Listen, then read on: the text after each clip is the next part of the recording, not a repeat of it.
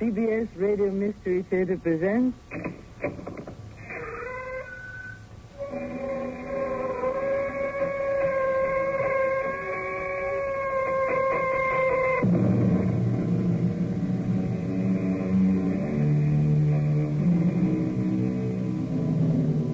Welcome. Come in. I'm Tammy Grimes. As far back as the art of storytelling goes, one of the most treasured examples of the narrative technique has been that of the ghost story. The ancient belief in ghosts was rooted in the idea that the spirit of a man never dies. These spirits may appear in any form, and the most terrifying have been the apparitions that belong to those who died a violent or unnatural death. That streak of lightning, that crack of thunder, is that usual here in the desert? With a full moon staring down on us? Talk, Joe. Like I tell you, this road leads to place where evil spirits dwell. Spirits of the dead. Big danger for white man. You smart men, you turn back.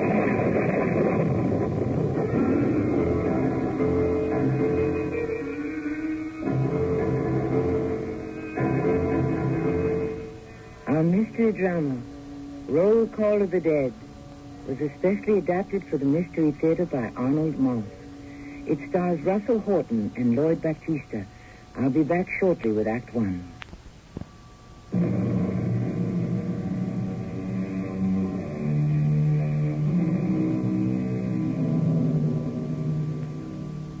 Few facets of American history have been more over-sentimentalized than the story of the settlement of our Great West. We have been given the stereotypes of the noble, tragic Indian, the rough and ready cowboy, and the gun-happy desperado. But if the story of the West is to have any real meaning, we must look to the writing of those who dealt with its dust, its dirt, its hard work, its personal tragedy, and sometimes with the unknown, the unexpected. Two young men about to graduate from an Eastern college are in a tent watching an exhibition of Western skills and skill. She hasn't missed a single shot. Hey, that woman is absolutely phenomenal. See, look at her now. She's turning herself around, galloping around the ring, sitting backwards on her horse. Hey, and shooting at the target as her horse goes around at full speed. Bullseye every time. Oh, no, Jimmy, look what she's doing now. Swinging herself under the belly of her horse, holding onto the saddle with one hand. Her assistant is handing her a fresh rifle as she goes by. Yeah, she's pointing the rifle at the target. And wham! Right into the bullseye again. Look, Jimmy. There's the great Buffalo Bill himself. Ladies and gentlemen, the Buffalo Bill Wild West Show with its Congress of Rough Riders of the World has presented Miss Annie Oakley in her astonishing demonstration of dexterity in the use of firearms. She certainly was wonderful. And now, for our closing number, we will demonstrate how a cow outfit is brutally attacked on the Great Plains by a band of bloodthirsty, marauding Indians, who in turn are repulsed by the brave veterans of the splendid 6th U.S. Cavalry. Maestro, if you please.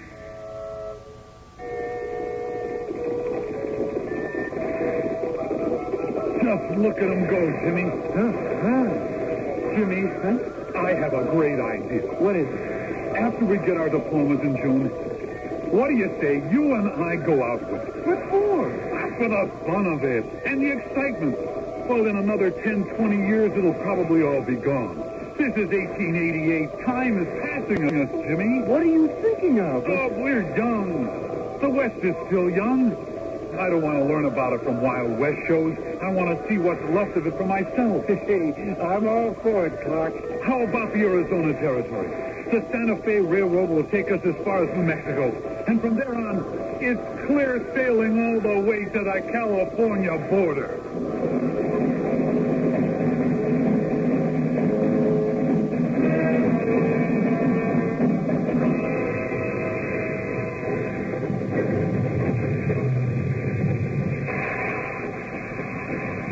Jimmy, old friend, here we are. Yeah, where are we? This can't be Santa Fe. Oh, no, this is Lamy, territory of New Mexico. Santa Fe's about 15 miles to the north. We can hire one of those buggies over there to take us to town. And then? We pick up a reliable guide, some pack horses, firearms, whatever we need by way of supplies. And maps, Clark. Lots of maps. Sooner or later, we're going to get to places that have never been mapped. That's the whole idea. Clark, that old Indian, he's been eyeing us. I think he's coming over to us. Yeah, so he is. I wouldn't want to meet him anywhere alone on a dark night. Welcome, young gentlemen. Welcome to territory of New Mexico, United States of America. We know. Thank you. Thank you very much. I would like to help you if you want. Well, that's very kind of you, sir. I am Joe. Joe Broken Arrow, tribe of Apache. Oh, I'm pleased to meet you, Mr. Arrow. Joe, you call me Joe. You know, Joe, I think you might be able to help us. After we rest up in Santa Fe from this long train trip, we're headed west. Southwest, as a matter of fact, to the Arizona territory. And we'd appreciate some advice if you'd be so kind about supplies, horses, things like that. Oh, we'd pay for your time, of course. You say you go southwest Arizona? We're planning to follow the course of the Gila River, way past the Catalina Mountains. Oh, bad place, very bad place, especially for white man. Why do you say that, Joe? One thing for sure, you need good guide. You not go that place yourself. Very dangerous. Why, Joe? We're not afraid, you know. Better you take me with you. I be your guide, you Indian scout. I know that country better than anyone. Give us a minute, Joe. Clark, what do you think? I mean, his looks worry me. His face is like a death mask. I mean, can we trust this old bird? I'm not too sure. I must say, with that big black hat pulled down up to his eyes, he does not exactly inspire me with the greatest confidence. Young gentlemen, you not worry about Joe. Joe Broken Arrow, how you say it, very reliable. Jimmy? Well, why not? All right, Joe, you're on. You not be sorry, young gentlemen. Only one thing. Yes? If I work for you, whenever time come, make decision about anything, you listen Joe. Do what Joe say. Sometime, especially where we go, could be, how you say it, matter of life or death. You understand, huh? I sure, Joe, we understand.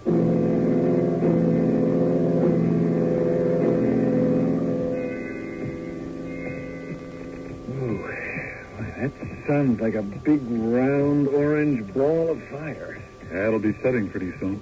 Clark, good thing we decided, or rather Joe back there decided for us, that we do most of our traveling in the darkness, sleeping in the daytime. We'd burn to ashes under that broiling sun. Oh, and Jimmy, look what it does to the rocks on those mountains. Yeah, like they were painted in 100 different colors. Which way, Joe? We come to what looks like a fork in the road. Wait, young gentlemen, I come to you. We go north. Take right fork. Whatever you say, Joe. Wait a minute, Jimmy. Joe, can I ask about this other road, the one to the left? Any reason for not taking that one? Left fork, very dangerous, not safe. How? Why? Lead to place where evil spirits dwell, spirits of the dead. Bad, ugly spirits. Well, we're not afraid of things like that, are we, Jimmy? Well, no, not really. No, Joe, we are not afraid. You listen, Joe. Take other road. This way, Clark. Well, hold on a bit, Jimmy. We didn't come thousands of miles all the way out here just to look for the safe ways. We came for the adventure, the excitement, remember? Well, I guess so. Sure, of course. Then let's not play it safe. We take the chance. See what old Joe is talking about, all right? All right. So we take right fork. Left fork not only lead to place of evil, is also place of big danger to white man. Pass through Apache territory. So what? Apache wild, fierce. I know well. Of course, you're an Apache. So we take right fork to north. For once, we're going to disappoint you, Joe. We take left fork, the bad one, to south. What's that? It's coyote. Come on, let's go.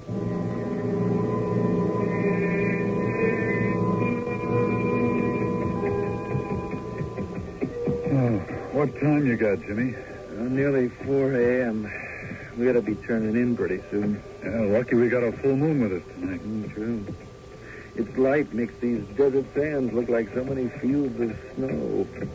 Reminds you, Clark, of back home? What on earth was that? That flash of lightning out of nowhere. Split the sky wide open. Whew, that's crazy. Lightning and thunder in the desert with no clouds and a full moon? How could that be? Joe? Yes? Come here a minute, will you? You want something, young gentleman? That streak of lightning just now, the thunder, is that usual here in the desert this time of year? With the full moon shining down on us? You understand what we're asking you, Joe? I understand. Then what's the explanation? Is that usual? Should we have expected it? It's not, how you say it, usual. But you must expect such things. Why? Well, like I tell you, this road lead to place of evil. What happened here, not usual. Sometime evil spirit give warning. Everything very strange. Not again. I just don't get it. Clark, look over there to the left. No more than 100 feet from us. Do you see what I see? What is that? It looks like a smokestack. A tall masonry smokestack. Rising right out of the sagebrush. Out of that dry gulch. Hey, look behind it. A whole set of furnaces. Brand new furnaces of some kind. Well, those are ore smelters, I think. They look as though they've never been used. Come on, let's ride up and see. I'm glad there's a full moon, Jimmy. There are dozens of workmen's tools scattered all over the place. As if they were dropped in a tremendous hurry. As if someone panicked and ran. And not the faintest sign of a town. Or of life of any kind, anywhere. Except for the coyotes. What do you make of it, Clark? I haven't the slightest idea. The furnaces. The smelters. They've begun to work by themselves. Joe, what is this? For heaven's sake, tell us what's going on. Better you ask him. Him?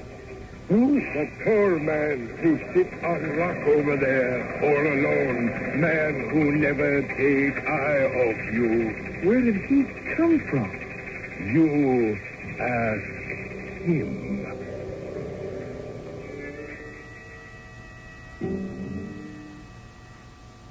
For over 100 years, the wave of migration to the American West created a unique process that had a tremendous influence on the shaping of the American character. For some, it was what was called a gate of escape, a safety valve for the discontented. For others, like young Clark and Jimmy of our story, there was the thrill and the excitement of a daring new adventure. To where their particular journey will lead, we must wait for Act 2 shortly.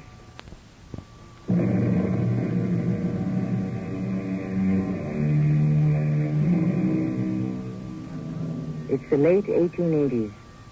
Clark and Jimmy have come west and, accompanied by an old Indian guide, are in what had come to be known as the Arizona Territory, 100,000 square miles of dry and empty plains, of dry and scorching deserts, a raw and challenging frontier for the courageous, the adventurous, and especially for the young. Clark and Jimmy have just been startled by a sight they never expected to find in this barren wasteland of the desert. Joe, who is that standing over there? Better you ask him, that tall man who sits on rock over there all alone, who never take eye off you. You! Over there, stand up. Jim, let's dismount. And get your hands up over your head. Joe, take care of the horses. And now you, over there. Come towards us slowly. Are you deaf? I said come over here. I'll stay where I am. Well, we both got you covered. What of it? One false move, stranger, and you're as good as dead. Did you say dead? Jimmy, you help Joe start a fire, will you? I can take care of this old guy. Right, Clark. You, I said don't move and keep your hands high, just where they are. I come in peace, not looking for trouble. There's my rifle. Catch it. No tricks, I warn you. No, you can put your hands down.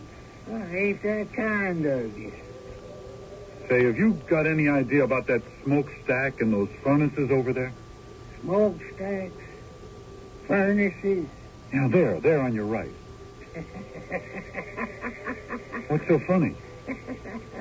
What's the joke? Hey, you fellas from the east, ain't you? And what if we are? What you're looking at, them ain't no smokestacks nor furnaces neither. They're not. Take another look. That's a big, tall growth of Oregon cactus with a lot of smaller ones scattered around it. In the moonlight, they kind of take on different shapes. But we both thought we heard... Well, never mind. There was nothing. I'd like to ask what you're doing out here in the desert all by yourself in the middle of the night. I'm alone now, except for the rattlesnakes, the lizards, and the occasional coyote off in the distance, and them little road-running birds. You youngsters are the first living things I've seen in a long time. A very long time. Why did you say that you're alone now? Once there was 4 men, good men, all of them. Ramon Gallegos, a Mexican. Little Billy Shaw. Oh, the famous desperado? Fellow from someplace back in Europe, Steve Binsick. And there was Barry Davis. They all started out from Tucson, crossed the Santa Catalina Mountains just as you have, and traveled due west. They was prospecting. What for? That's a stupid question. For silver, naturally. But they had no guide. This all happened a long time ago. Matter of true fact, it all happened 30 years ago. What's that you got hanging there from your belt? What, this? Yeah, it looks like a mop of some kind. A mop of long black rope. What is it? I don't want to talk about her. It's all right with me. I see that Joe, that's our Apache guide. Apache? Yeah, he and Jimmy, my friend, have got the fire started and thrown up the sleeping shed. You're welcome to join us for something to eat. No chow for me. I choose to sit right here for a bit. Suit yourself. Jimmy? We got a good fire going. Yeah, I want to talk to you. Our friend over there, I can't make him out. I don't think he's right in the head. Dangerous? I'd say he's quite harmless. Not really unfriendly, but a little peculiar. Maybe he's not as crazy as you think. Remember the solitary life so many of these men lead. I guess after a while it makes them look and sound a little strange. Yeah, but traveling alone out in the middle of nowhere? In the dark of night? What's that? Over there. Coming towards us. Sounds like they might be grasshoppers. Millions of them. Joe! Joe, what do we do? We do nothing. We wait. They eat whatever they find, then fly away. They're swooping down on us. They're right over our heads. Keep head down low. They not touch you. Soon they die. Joe, would you say that a swarm of grasshoppers in the desert, well, there's so little for them to eat, would you say that was a little unusual? Very, how you say it, very unusual. Well, then how come? I say take road to north. You say take road to south. Yeah, of course. You know, this desert country ain't any more what it was in the old days, back in the 1850s, 30 years ago. What place is? In them days, there wasn't a ranch between the Gila and the Gulf. Well, maybe there ain't none now. But there was always a little grass near any water hole you could find, enough to keep your animals from starvation. What about the men? You went some time for days without food or drink. Then, just as you was about to go mad, your luck would turn. Then you'd come across a shallow pool of water at the bottom of an arroyo. You'd shoot some wild animal, an antelope, coyote, cougar, even eat some of them lizards. All was food. And the Indians? I don't want to talk about them. Why not? Not too long after the 4 men I spoke of had started out, the purpose of this expedition changed from discovery of wealth to preserving their lives. They'd gone too far to turn back, and what was ahead could be no worse than what was behind. So they pushed on. Riding at night the way we are? Of course. Then came that morning when the Apaches finally attacked. They'd been following for almost a week. Must have been 40 or 50 of them, screaming their heads off, whooping down on the 4 of them. Ramon Gallegos, Little Billy Shaw, Steve Vincent, and Davis. Well, what happened? 20 yards up a slope of some kind with some cliffs. Straight up and down they were, with a narrow opening you could just squeeze through. They ran into it and stayed there. All they had was their rifles. They knew the Indians was watching them by day and night, waiting for one of the men to show. They held out for 4 days, and then... Yes? I'm very tired. I want some sleep. Well, I think we all do. I'd like to know what happened. Later, Jimmy, later. Joe, are the horses hobbled and picketed? Horses all fine. A little sleep will do us all a lot of good. You care to join us under the sleeping shed? Thank you. I'll do my sleeping over yonder in the shade of that big cactus. Well, if you like. Oh, here's the rifles. By the way, what... Jimmy. Yes? You awake? I am now. Something just woke me. Yeah, me too, Clark. What could it have been?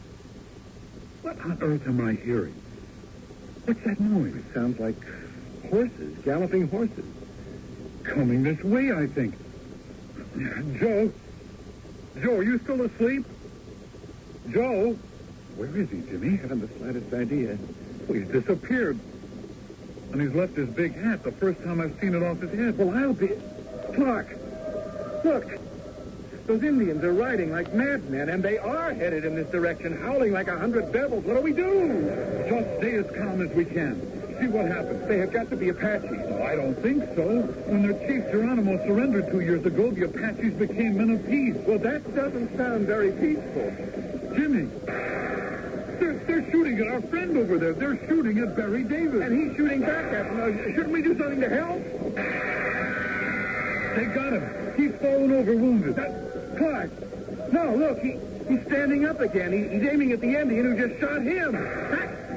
He got him! Davis got the Indian. The Indian tumbled off his horse right onto the ground. Well, the others are turning around, riding off in the direction they came from. Look, we better get out of here, but fast before anything else happens. Well, why? They couldn't have been less interested in us, and they certainly saw us. Just the same, I am taking down the shed. Where on earth is old Joe? Just when we need him most. Look, you go ahead. I'm going to see what happened to Mr. Barry Davis. Jimmy. Huh?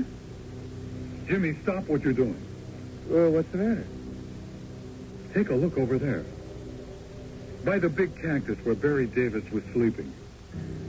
What do you see? I don't see a thing. Barry Davis? He's not there.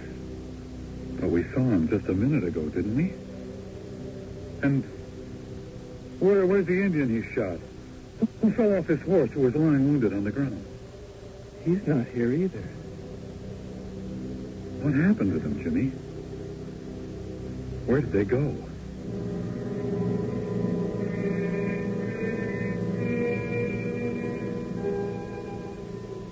Well, we came for adventure. We're certainly getting it. Look, let's pack up and move on. Clark, I don't like what's happening. It just isn't safe. Safe? A word I never thought I'd hear you use, Jimmy. And to top it all, just when we needed him most, old Joe Broken Arrow picks up and takes off to heaven knows where. Good thing we break camp now. Joe! Where have you been, Joe? We missed you. Feed horses. I picket them just over there. I see. How soon can we get started? Oh, soon. Maybe a half hour, maybe less. Can't be too soon for me.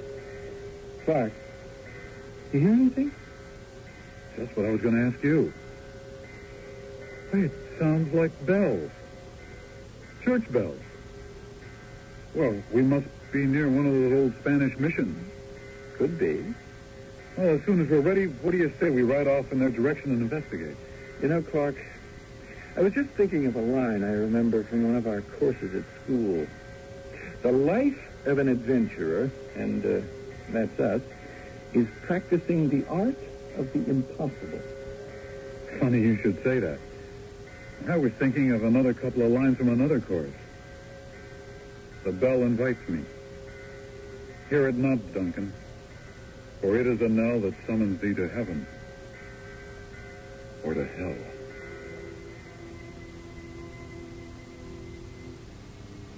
The American poet Robert Frost ended one of his most well-known poems with, "Two roads diverged in a wood, and I took the one less traveled by, and that has made all the difference.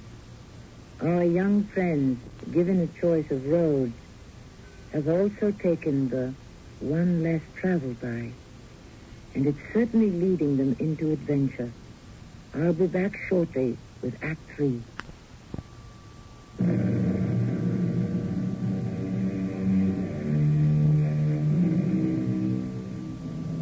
A modern philosopher has written, "We see the sun, the moon, and the stars revolving round us. That is false. We see the sun rise above the horizon. It is beneath us. We touch what we think is a solid body. There is no such thing. In a word, appearances are often the seeming truth which cunning time puts on to entrap the wisest. Young Jimmy Hayes may be about to meet still another seeming truth." Whoa, boy. Whoa. So, that's the little adobe shack where all that bell ringing is coming from. Just a couple of walls and no more than half a roof. No! No! It's too late. No one can help me now. No one. Hey, you! Stop waving that gun! Put down that gun! I mean no harm to no one, amigo. It's the end for me, senor. The end. I managed to squeeze through the opening in that cliff without being seen. By then, to search for food and water for the four of us, four brave men. But they don't find nothing. It is the will of God I die. I have a little food here. Water in this canteen. Here, take it. They wait for me, but I disappoint them. Who waits for you? Apaches. 2, 3 of them, they wait 50 feet away, other side of that wall. But I beat them, amigo. I don't understand. I will not die by the hand. You will see. I have 1 bullet left in this gun. I shall use it well. Hey, well, wait a minute. Back Where are you going? inside those walls to die. It is the will of God that I, Ramon Gallegos, shall die. Ramon Gallegos? Hey, hold on there. I want to talk to you. Was one of those 4 men a fellow by the name of Barry Davis? Were you part of a... Ramon Gallegos. Was that the single bullet you had left? Or did your Apache friends get you at last? Let's go, boy. Let's get back to camp.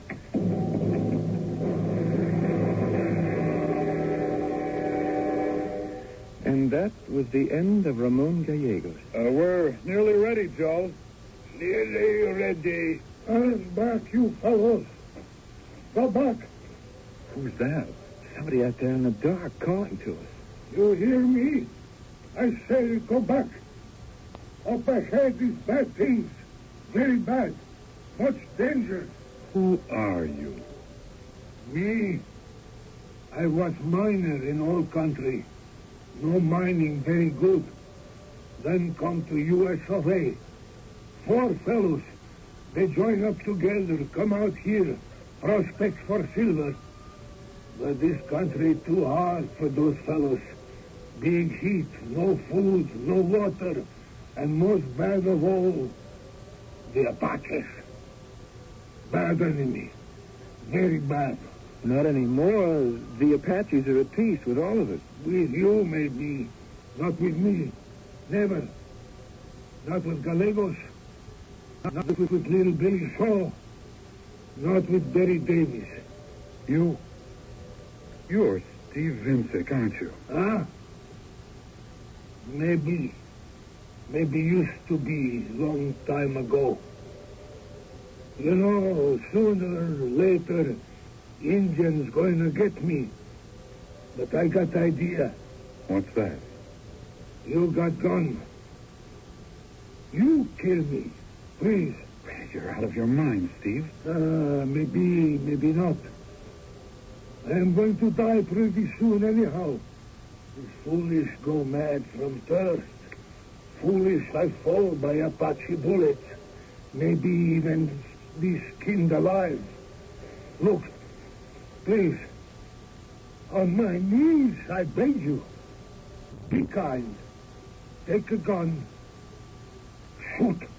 We can't do that, Steve. We just can't. Let me help you up. I'm so sorry I troubled you. I leave you now. Where are you going? I walk. So far I can. No. Don't try to stop me. Where are you walking to? Away from here. Far away. You listen to me. You go back. Back. That would account for 3 of the 4. I was just thinking. Ramon Gallegos, Steve Vincic, Little Billy Shaw, and Barry Davis. There's something going on that I don't quite understand. And I'm beginning to question how real all this is.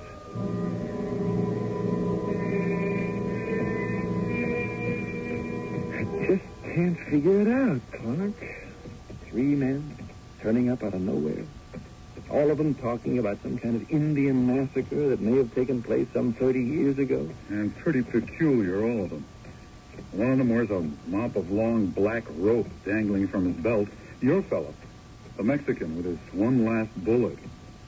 Oh, and this last one, begging for us to shoot him. And all of them getting themselves killed in one way or another. I don't know what to make of it, Jim. Joe Broken Arrow, our stone-faced friend up ahead, he of the black hat, he did warn us, you'll remember. Oh, sure. Take road to north, road to south, filled with evil spirits. Place of great danger to white men. Yeah, maybe he wasn't all that wrong. Jimmy, you're telling me you believe in spirits and ghosts? Let's just keep moving, Clark. I think I can make out the opening of a cave up over there where the mountains begin. We ought to head for it. Catch a little sleep. What on earth is that? Joe, take care of the horses. Somebody out there is shooting at us. Hold your fire! Hold your fire, whoever you are! They couldn't see too well in the dark.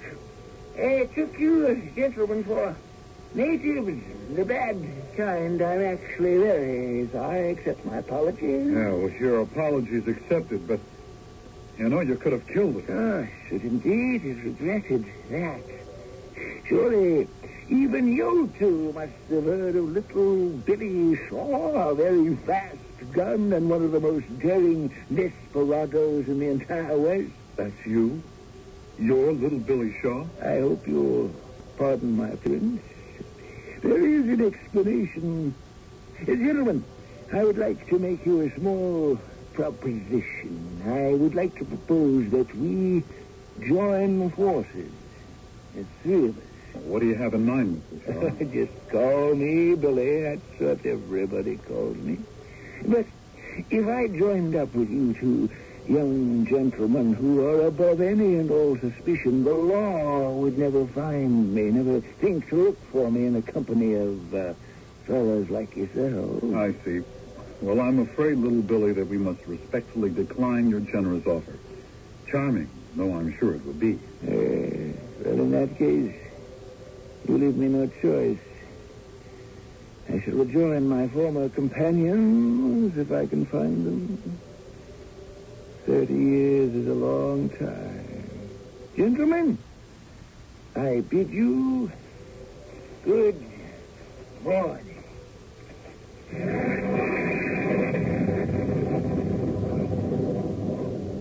Well, I'll be. Where did he go? I don't know. He just vanished. Disappeared into thin air. What do you make of that one? Well, I'm not sure.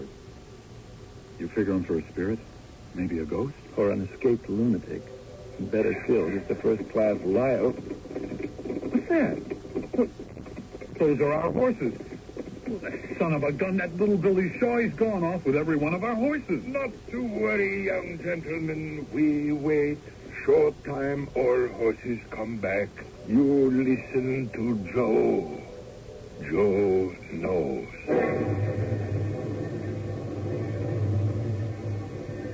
Here we are at the mouth of that cave. And still, no horses. Oh, they come soon. Let's go in and catch a couple of winks. No. You not go in there, not yet. Is bad place inside. I say to you when. What's bad about it? Look to east. Sunrise very soon. I put on sacred shirt. I tell you something now. Long time ago, 25, maybe 30 years, bodies of 4 white men found in this same place. Men killed in bad days by my fathers. White men, all scalped. Then later, other white men come, find bodies, bury 4 inside cave. And that makes this place unlucky? Oh, place filled with spirits of 4 dead men. Joe, were these men ever identified? Anybody know who they were? Oh, they all have papers say their names. I remember. You do? Ramon Gallegos, Steve Vincic, Little Billy Shaw, and Barry Davis. Sort of a roll call of the dead. Now, while moon still in sky, you look up there, on top of Mesa. Huh? You see something? Silhouetted against the sky, with a full moon behind them. The figures of 4 men. Standing there, looking this way. Every month, when full moon come, all 4 men come out of grave and haunt this barren land, just like they do tonight. And you see, like me, all have hat on head. Those men up there on the mesa. You say, Joe, that they're not alive? Look, I show you. What are you doing? I take rifle and shoot at them, so. You missed. Oh, no, Joe never miss. Those men dead for long time. No shot can make dead men more dead.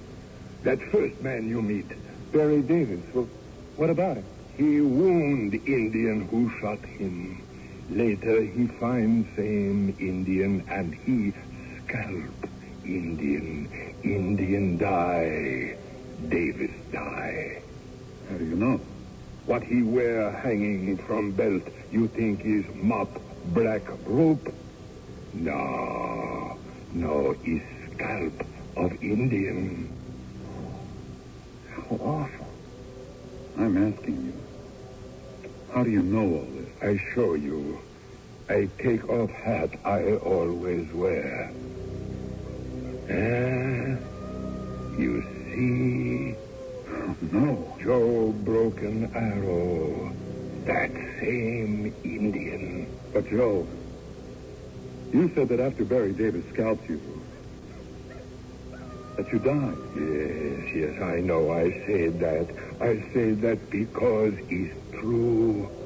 I did die. But you've been with us all this time. How on earth could you ever... You see, horses come back like I say. Now sunrise, daylight come.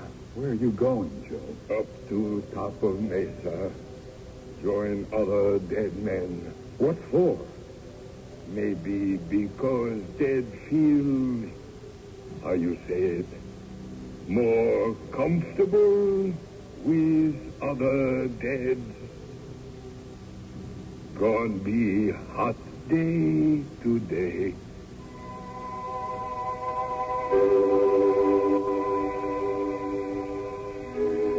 The American poet Stephen Vincent Benet, in his long narrative poem dedicated to the opening of the West, the poem he called Western Star, wrote, "There were footprints upon the hill, and men lie buried under, tamers of the earth and rivers.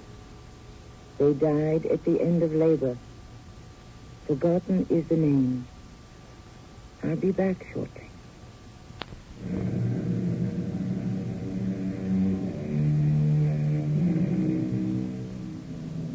Anyone can rob a man of his life, but no one can rob him of his death.